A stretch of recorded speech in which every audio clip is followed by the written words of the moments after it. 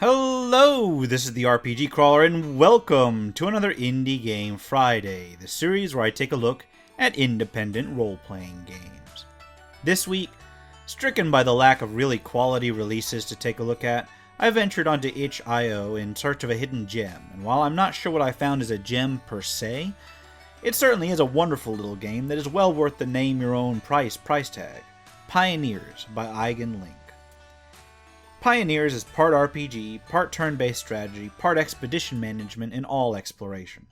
The premise is torn straight out of the age of exploration. A young man aboard a ship bound for the New World is caught in a storm. When the ship goes down, he's washed up on a deserted beach with a native guide who helps him recover and reach civilization. From there, he must make his way in the world as an explorer, earning reputation by doing odd jobs and traveling around the world.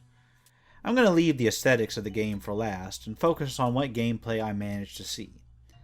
There are a few main screens upon which gameplay takes place from what I can tell. The town screen allows you to select from various buildings in town to buy and sell goods, get quests, hire crew, or depart on expeditions. There's the conversation screens that allow you to follow what a particular NPC has to say, and in which you may uncover various quest-related information. There's the exploration screen in which you explore a procedurally generated, tile-based world. A quest log enables you to review quests before you accept them, track said quests objectives over time, review your party statistics, etc.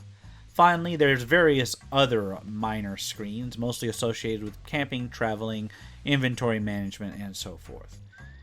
Gameplay proceeds by recruiting expedition members and outfitting them in town, accepting quests or goals to accomplish, commissioning a vessel, and then exploring the wilds.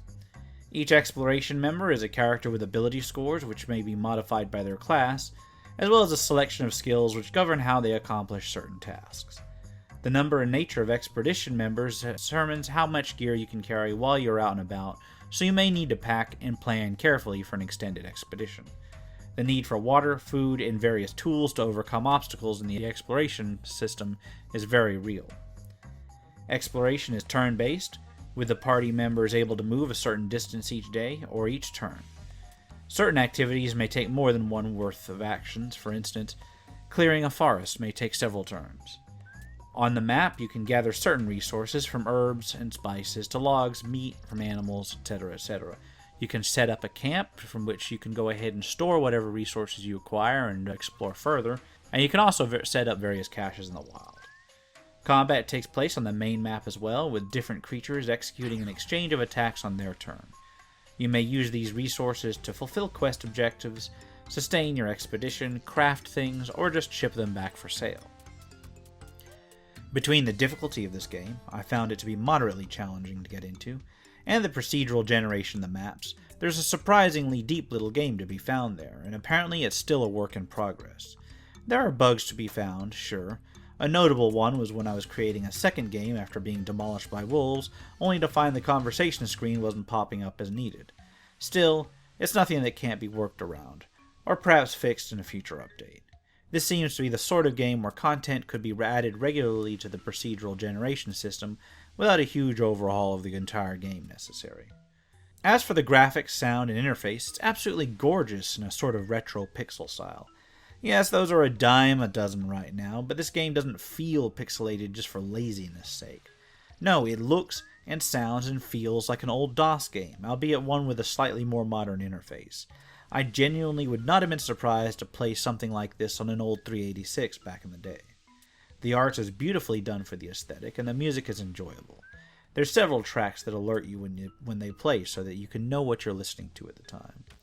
This is another game where I wish I had more time to play it in depth. I do hope the dev keeps up with this game. It looks like it's been out for a while, and every few months to a year another update pops up. A slow but sure method if there ever was one. Honestly, from what I'd seen, it would be worth throwing a few bucks at this on the pay what you want store. Of course, the best part about the pay what you want model is that you can grab it and then decide whether it's worth the contribution yourself later. For now, this has been the RPG Crawler with Indie Game Friday Pioneers. If you like what you've seen, remember to leave a like, comment if you have feedback, and subscribe for more RPG content. Until next time, take care and goodbye.